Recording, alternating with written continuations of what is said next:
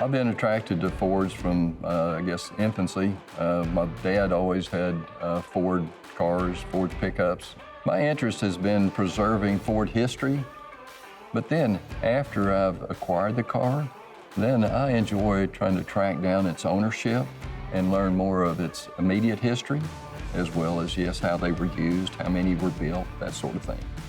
Walking through Gary's collection and hearing a little bit about some of the cars is like visiting an old friend.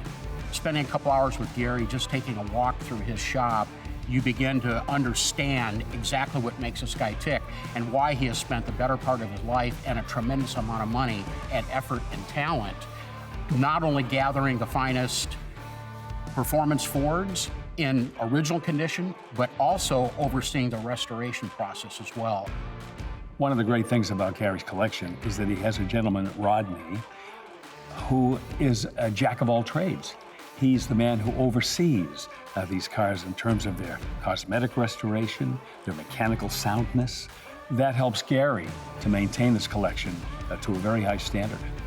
In our collection, we have multiple levels of, from survivors to thoroughbred early V8 cars, and, Dearborn quality restorations, all the way to driver quality restorations. I'm taking 26 cars to Indianapolis, and the majority, of course, is Fords.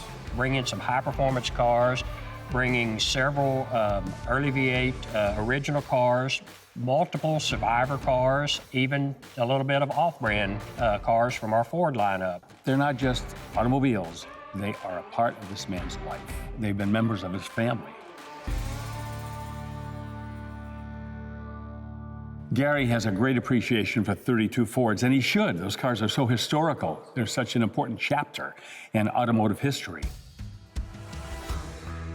He has two that are original and two that have been hot rodded. And shall we say that all four of them are exceptional, and I especially like the hot rods. The 1932 Ford is just so iconic, and it's also quintessential to street rods. And I also think that if anyone is a collector of high performance, and especially Ford, they ought to have a couple of 1932 Fords. Gary, definitely a Ford flathead fan. Of course, Mercury being the upscale brand for Ford, they had a flathead engine too, and we know how legendary the 49 through 51 Mercuries are, with their slightly larger flathead engine than the Ford family members. Gary's got a couple of really nice examples, a two-door and a four-door, but not chopped, not done to a lead sled. He's preserved those and brought those up to a very high standard in their original condition. Really great way to keep the history of Mercury alive from that time period. Several years back, we had the opportunity of buying a 63.5 R-Code 427 XL Galaxy. The car is white, blue, XL interior, bucket seats, console.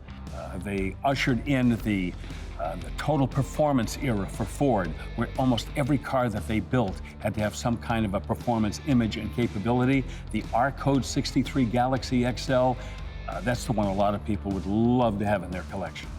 Just a really great running, driving powerhouse of a big muscle car Galaxy.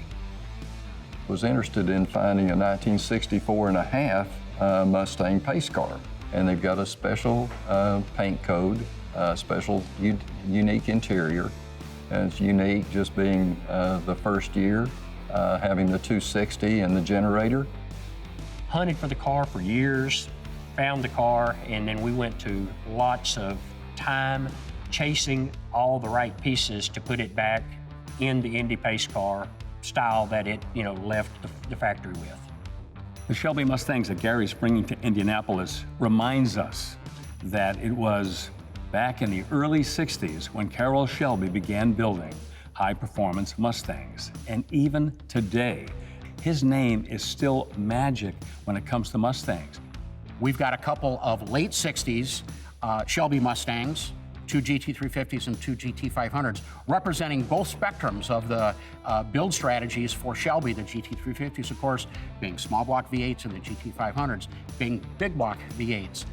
So bringing a 1967 GT500 and it's an early car, and it's a recent restoration. It was a California car, unrestored, so it's just a very nice GT500. Sent it a couple 68s, a 68 GT350 gold or Sunlit Gold Hertz car, so it's automatic air conditioning, fastback. Sending a 68 GT500 convertible, 428 automatic air car. Going into the bigger Shelbys, I'm sending a 69 GT350, Royal Maroon, white interior, 4-speed, just a great running, driving, small block, 4-speed muscle car. Hard tops and convertibles, small blocks, big blocks, all the different colors. And so the ones that are coming to Indianapolis, just a taste of what Gary Thomas has been able to assemble together in his collection. And in addition to the Shelbys, we're going to bring 4 Boss 302s. One 1969, and it is competition yellow and black interior, and it's got the Argent wheels, which were unique to the 69 Boss 302. And then there's 3 1970 Boss 302s. We've got the medium lime, and it's a flat hood car. It doesn't have the shaker. It's got the slats, and it's got the chrome magnums, and it's a survivor. All the important things that you want to get from a high-performance car are encapsulated in the Boss 302, and we have seen the desirability and the market for those cars steadily going up. And of course, condition and provenance on these cars has a lot to do with their value, and Gary really knows how to pick them. His Boss 302s are among the best we've seen. If you want to get a broad overview of just how important the Ford nameplate and the cars that they've produced over the years have meant to this country in general, the motoring public, I think the Gary Thomas collection is a good way to start. These are the finest examples of a wide variety, a wide spectrum of collector vehicles that will appeal to the serious collectors. And as we move forward with time, new collectors coming into the market right now, they're always going to recognize these cars as being the best of the best.